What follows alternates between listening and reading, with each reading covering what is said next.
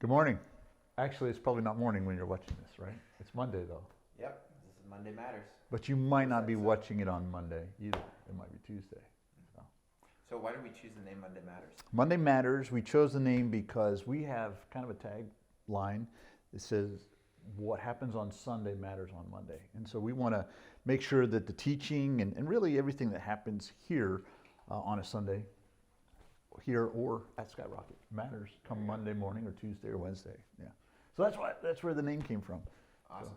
So we're just going to be, at least from my talks with you, we're just going to be diving into the sermons, taking tangents wherever we need to take tangents, and bridging that connection. Growing deeper, and because I know that when we work on sermons, there's a lot that we don't say. There's a lot of work that goes on behind the scenes, and so we'll be able to talk about some of that stuff.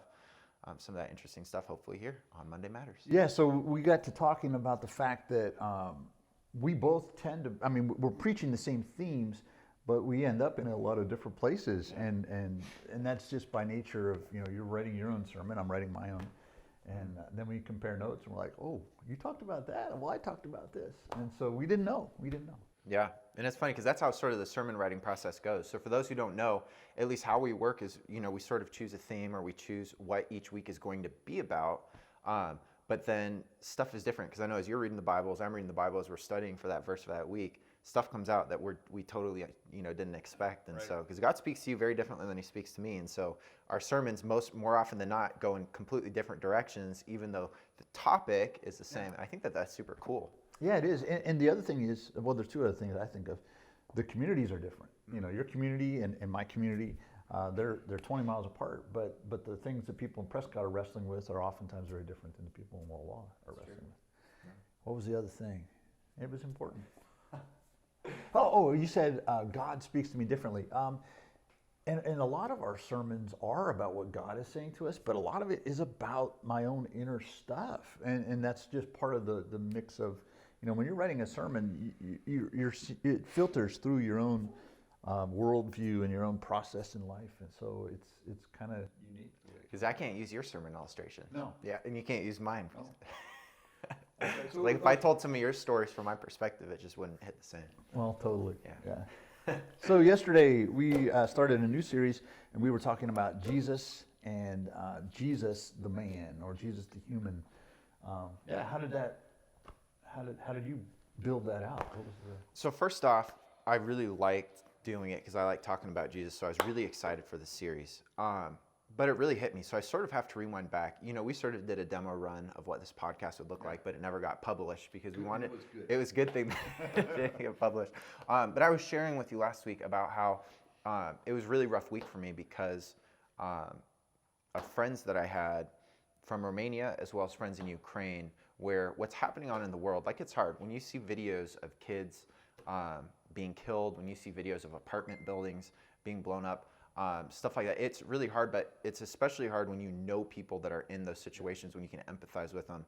And so for me, it was a really, really rough week, but I didn't really know how to process that. I didn't know how to tie that into the sermon. I didn't know how to do that. And so it was really rough, writing everything. It was rough. And so like I shared with you last week, I didn't have my sermon written until late Saturday night because it was just a really rough week. And then that sermon, so not this week's sermon, but last week's sermon, I didn't talk about it at all. Mm-hmm. I feel like that's partly me being a new /green pastor, is not knowing how to process with that. But funny thing is, dealt with it this week because as I was studying Jesus the man, I was reminded of Jesus' history in Sepphoris. You familiar with the town Sepphoris? So it's Sepphoris. It's a town that was about 5 kilometers, so 3 miles away from Nazareth.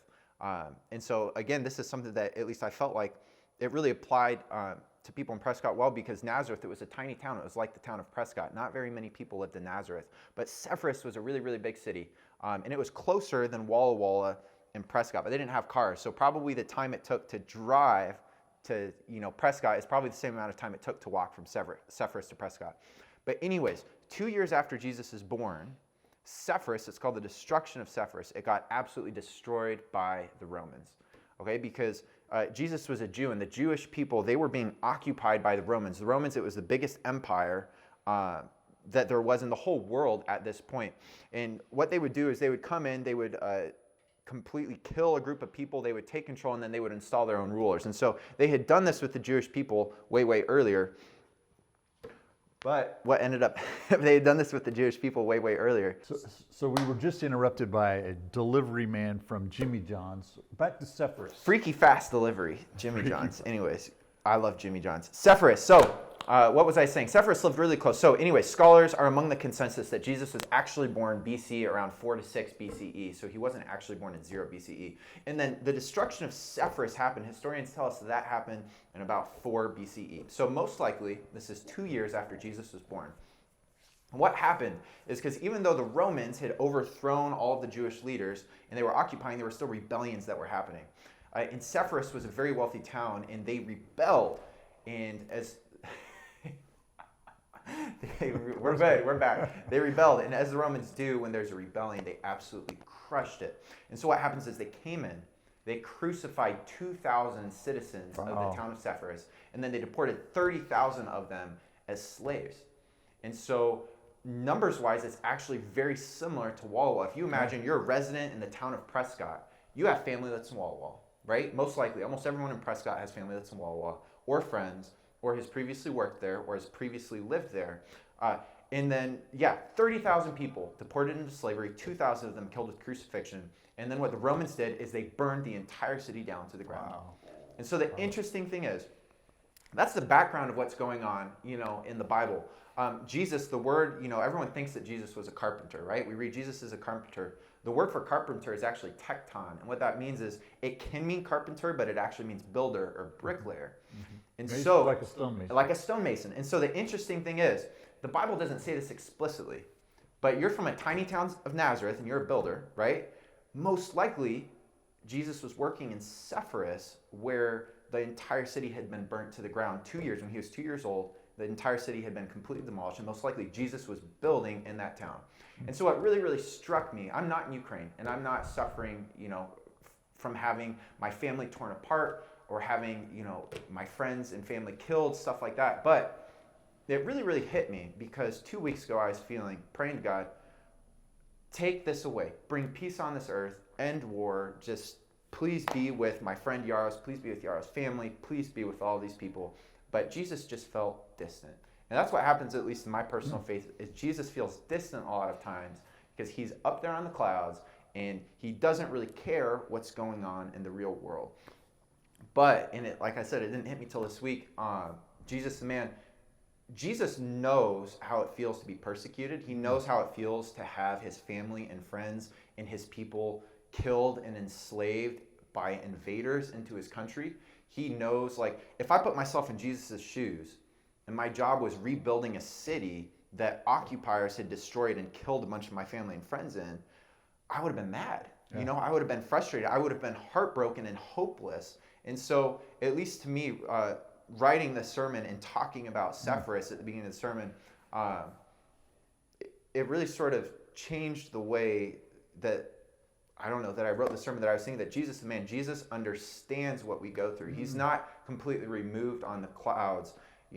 Jesus knows what it's like to experience that kind of pain and suffering. And so that's something that, I expanded upon. I think my verse is from Hebrews 4, if I remember correctly, and I'm pretty sure I do Hebrews 4 and 5, but talking about how Jesus, that verse talks about Jesus' weakness, about Jesus' pain, how his weakness and his suffering brought about obedience, and through his obedience to God, in that weakness and suffering, we then achieve salvation, and then he is elevated. But Jesus is very, very human, and he experienced human things just like we experience. Yeah. So, that's a little update, because I know that none of you saw from last week, but Pastor Jim and I had a great talk about that last week in processing, but it really helped me process all of that this week, that Jesus knows what it's like. He's mourning along with the people that are dying, because Jesus knows exactly what it feels like to have that happen. Yeah, and so not only is Jesus up on the clouds or whatever, like you described, but he would relate more to the people of Ukraine who are under the gun, even in the moment. Wow, that's pretty deep. We just jumped right into the deep end. Here we go. Monday Matters. There you go. So I was a little more mystical, I guess. in my approach to that. But yeah, it's great. What 'cause- do you mean mystical? What did well, you so dive into? I talked about. I'm almost embarrassed to say it now. Because I was talking about, what does it mean to be a human? And are we the only creature that sits around and thinks about, what does it mean to be a human? Does a bird sit around and think about what does it mean to be a bird? Of course not, but we are very different. We're made in the image of God, and yet we're flesh and blood at the same time. We're this strange mix. And so I expanded on what that is and that kind of thing. I used the same verse from Hebrews 4. Well, I don't know if it's the same verse. Hebrews 4:14 through 16. Yes. Yeah. Did we plan that ahead of time, or did we just come to terms? I might have. I'm not even sure. I might have taken it from you. I think we used the same verses on that one. Yeah. And then we talked a little bit, or I talked, not we. I talked about how Jesus was not a superhero, but he did supernatural things, but he wasn't a superhero. And so sometimes we forget Jesus was flesh and blood just like us. And you cut him and he would bleed, and he grew hungry, and he was tired, and all of the things that, that's common to the humanity. And so that was different angle. No, but it's funny that you think that humans are the only self-aware species, and this is going to be one of the stupid tangents. I was on, you know how you go on like YouTube rabbit trails? No. No, you don't go on YouTube rabbit trails. Okay, or just like Wikipedia rabbit trails. Okay. I don't know. I do that. I was looking up a lot about killer whales last night and orcas. Yeah. They're super smart. Yeah. And how they've never killed a human or attacked a human, even though they're the apex predators of the ocean, and how scientists aren't sure the level of self-awareness there that is. No, wait a second. I know they've killed humans because I've seen it at Oh no, in SeaWorld. So they've only killed humans if they're in captivity. Okay. So they've never killed humans in the wild. Okay. Yeah. I don't know how that applies at all to what you're saying. But it just made me think of that when you say humans are the only ones that are self-aware. Well, yeah. I mean, I don't know. I mean, so I talked about, God created us differently, and yeah. I do think animals are intelligent in many ways, but humans are able to see the spiritual aspect, whereas as far as we know, creatures aren't able to do that. But so you said you talked about how Jesus, if you cut him, he would have bled. How do you how deep do you think Jesus's humanity or weakness went? Because in the Hebrews verse that we talked about, it says his weakness, right? Mm-hmm. What does that even look like? So like, yes, it means like, if you cut him, he bleed, but also that Jesus was tempted. I don't know. That's something I've always thought. I don't have a coherent theology around that.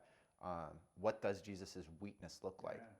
Yeah, that's a great question. I think it would be the same as any human weakness, but somehow he saw further than we see.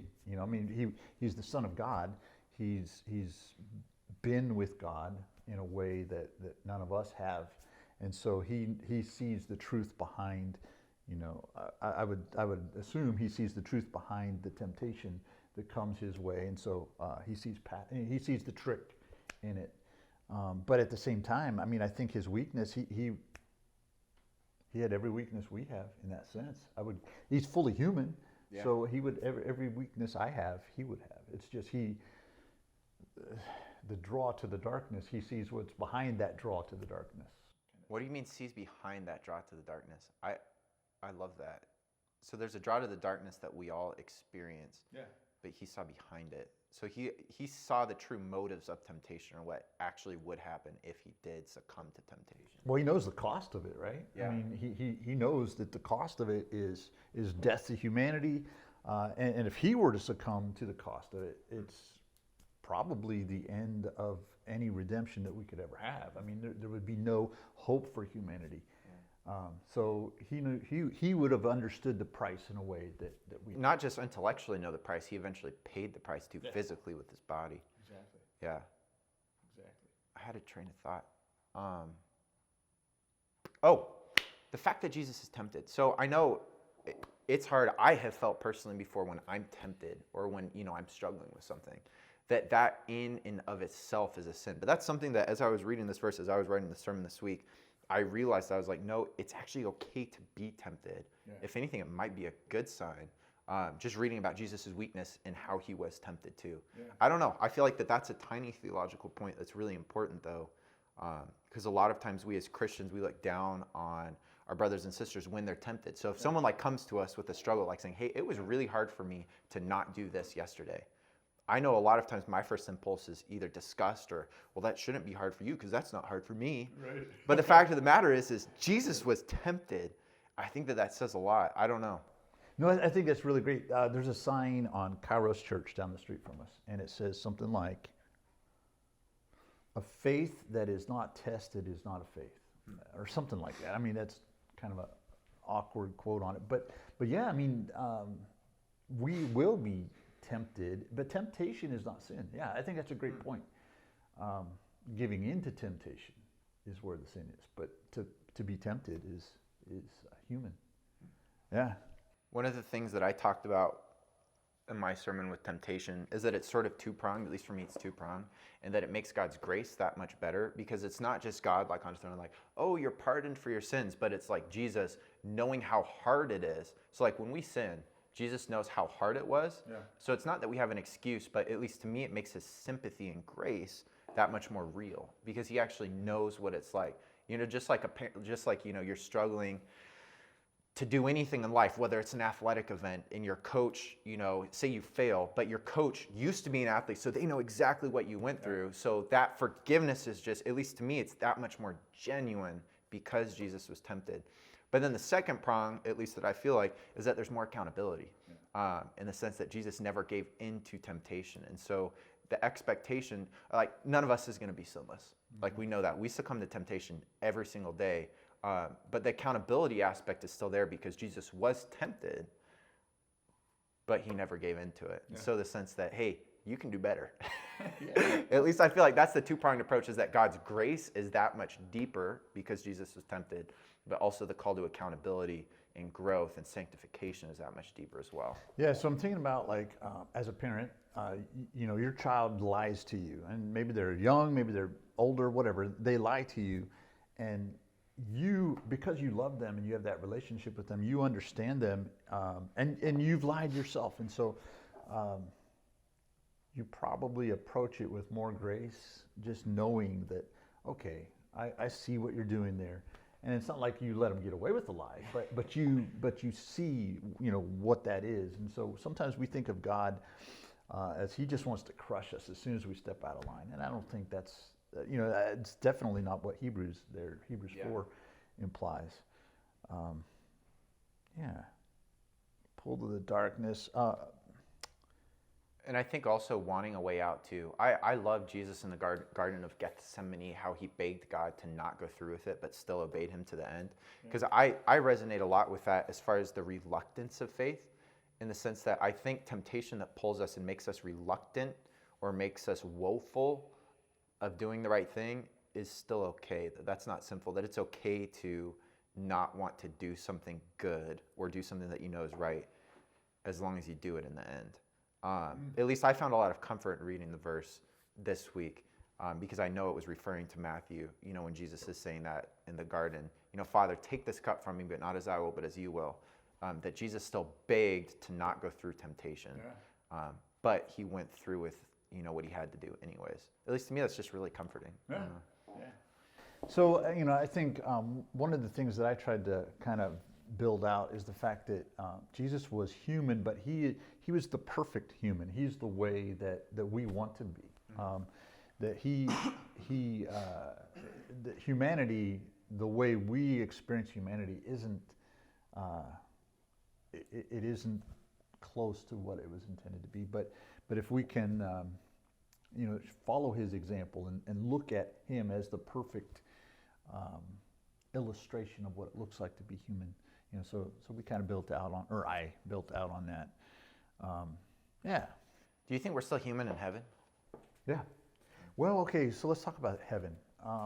Because that's at the end. So when I relating to this, my scripture passage, I continued it on into Hebrews 5, where it talks about the reason of salvation. So it does reference eventually in that strain of thought, salvation. Yeah. Is that humanity and that weakness still present in heaven. That Oh, human. Well, because at least it seems to me like Jesus' humanity, at least from our verse, that was an essential part of Jesus. His humanity was weakness, stuff like that. Is our humanity erased in that sense? I don't think so. I don't think so, because I think the early Christians, they didn't look to eternity as like we were these spirit creatures that float in clouds in heaven. They were looking forward to resurrected bodies, that they would have a restored physical life, and that was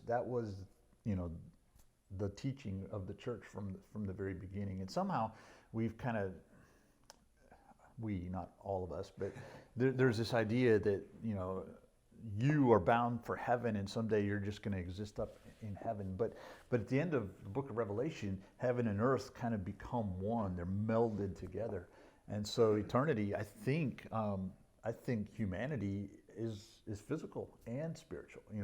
We were born physical and spiritual, and we will be physical and spiritual in a perfect way, not in a broken way. And so, yeah, I think. And that's really exciting, because one thing I'm thinking of too is Jesus' resurrected body. He ate food to prove to the disciples that he wasn't a ghost, right? And so the fact that Jesus in his resurrected body, that he was eating food, I don't know, that's pretty awesome that we'll eat food too in heaven. That we'll want to eat food / need to eat food. So it's that humanity is still there, even though our resurrected bodies are that in perfect humanity, if that makes sense. I don't know. And for the record, he ate meat. There was fish, but we'll count that. Hey, okay, that's great.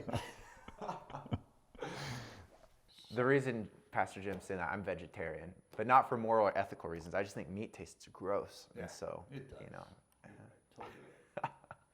does. Yeah. So, how did you kind of wrap up? I mean, how did you end your message? It'd be easier if I printed mine out like you did. I know. Had it right there in front of me. I'm going to do that just because I use notes. I was like, I can tell. I think I remember how. Is talking about the throne of grace. So the Bible passage talks about the throne of grace, and how ancient rabbis, they actually thought that God had two thrones, that God had a throne of judgment and that God had a throne of mercy. And what judgment is God giving you what you deserve, right? Because we're all terrible people and we deserve punishment. Right. And then mercy is not giving us what we deserve. Whereas grace is something that combines the both. It's giving us something that we don't deserve. So mercy is holding back what we do deserve, and grace is giving us something that we don't deserve. And so grace, at least, digging into this passage, how I closed up, is that grace is this combination of mercy and judgment that only Jesus could do, because he was fully man, but also fully God. So wrapping up that salvific aspect, that yes, Jesus suffered. He experienced the suffering just as all of us, experience pain, experience heartbreak and sorrow. Jesus suffered like we do. He was tempted and struggled with obedience like we do. But at the end of the day, because he was able to endure both of those, are great. He extends us grace, and so we can be saved. We can experience that healing and restoration with him. And so it's sort of, that three-step process. Jesus is human and suffers. He suffers, he's tempted, but because he sits on the throne of grace, this combination of judgment and mercy, we can be saved. Yeah. How did you wrap up yours? Well, so I built out from Matthew 22, where the Sadducees came to Jesus, and they have this question about a woman who has been married to all these brothers, and it was a trap question. Yeah, it's like that's a fun Bible passage. It's a trap question, but Jesus, the Sadducees, really, their focus was on the first 5 books of the Bible, the Pentateuch, and that was their scripture. Other than that, they didn't really believe in all of the other Old Testament passages were scripture per se. So then Jesus answers their question. He says, you're in error because you don't know the scriptures or the power of God. And then he kind of builds that out. But the biggest thing, his slam dunk, he says to them, at the resurrection, people will neither marry nor be given in marriage. They'll be like the angels in heaven, which doesn't mean they'll be angels in heaven, but they'll be like them in that they'll be immortal. But then he says, But about the resurrection of the dead, have you not read what God said to you? I am the God of Abraham, the God of Isaac, and the God of Jacob. He's not the God of the dead, but the God of the living. And when the crowds heard this, they were astonished at his teaching. And they were astonished at his teaching because Jesus took those first 5 books of the Bible and proved to them, or at least put into question their belief on resurrection, because they were unable to find any proof of resurrection in the first 5 books. And then Jesus like dunks on them, and so then I kind of ended that whole idea by saying, it's one thing to win a theological debate with somebody, and just dunk on them and stuff, but it's another thing to rise from the dead. And so then kind of, the fact is, he not only talked about rising from the dead, he then rose from the dead, which is... And it was a physical resurrection itself too. Yeah. Like the Sadducees thinking everything's spiritual and that, no, but you don't go to eternal life. The physical human, that Jesus is human before his humanity is still there even after his resurrection from the dead. Yeah. That's super cool. Wow, it's amazing how differently, we ran off in different directions, and Jesus is still human on both ends.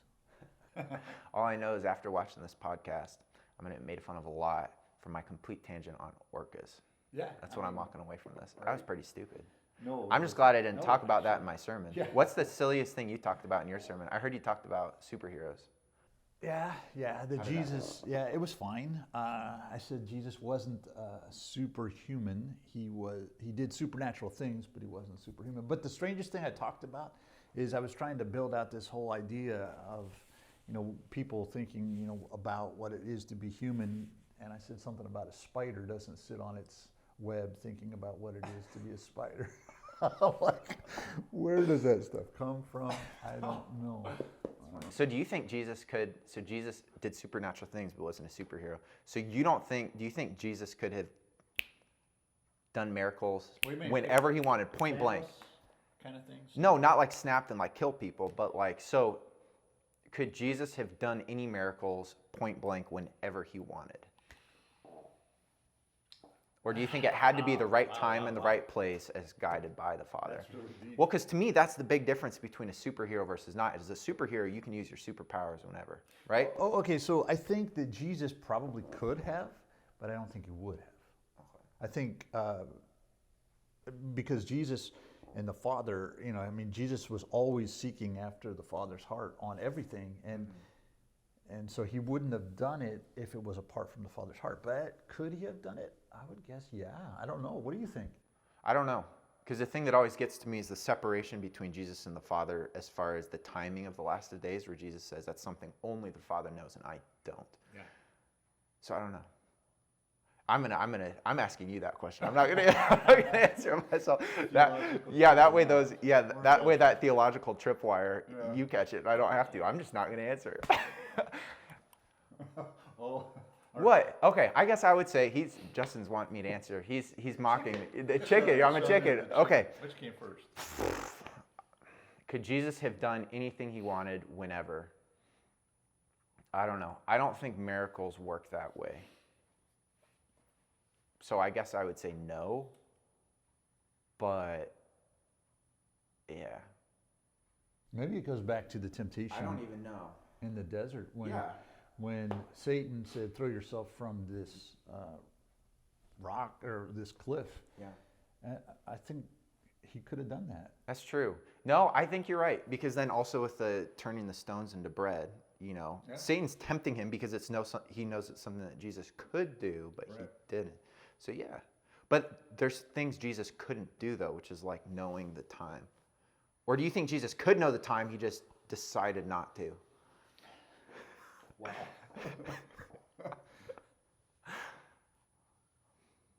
So there's certain miracles off limits for Jesus, but not the Father, or not. I don't know, because that's always the trip up for me. Is that there is a delineation between the Father and the Son in terms of the timing of. Absolutely. Because Jesus was human and God the Father is not human. As well as Jesus being abandoned by the Father on the cross. At least that's what he said. God, why have you forsaken me?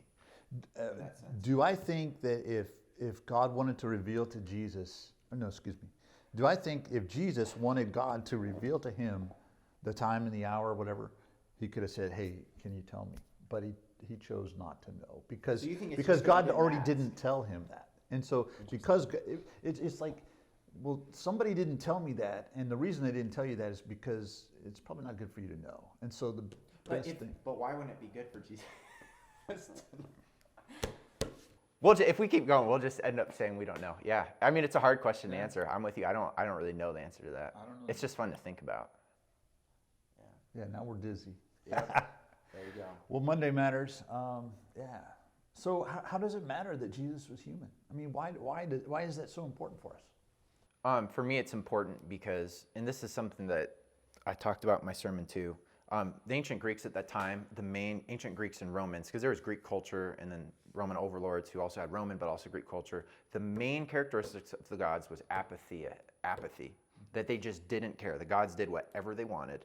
But our Bible passage, it says sympathy. So it's the exact opposite. And it's not just, the Bible doesn't just tell us that Jesus had sympathy on us. He was a human, right? He experienced things that we experience. And so for at least me, why does it matter that Jesus was a human? It's because we're not just telling people, oh yeah, the God up in the sky cares about you. Because I have a lot of friends, agnosticism is rampant. Almost everyone's an agnostic that's young, in the sense that they're not full-blown, oh no, God doesn't exist. It's just that I don't care if God exists, because if God did exist, he would care about all the terrible stuff that's going on. And they have a great point, because it's really easy to fall into that God doesn't care about all this terrible stuff that's going on. But Jesus being human shows us that it's the exact opposite is true. God cares, and he cares so much that he came to be a human, and to be a human, not a king, but born in a lowly manger amongst an oppressed people, to be crucified in the most humiliating way possible. And so when we suffer, when we see hurt and pain in the world, when we experience it ourselves, Jesus' humanity brings, at least to me, it brings me comfort, knowing that the God that I worship knows exactly how I feel. Yeah. Not just as some completely distant God, but as a God that is here with me. That's how I ended my sermon. Emmanuel, God with us. That's what Jesus' humanity means, God with us. So that's why it matters. Yeah. It changes the way we see God entirely.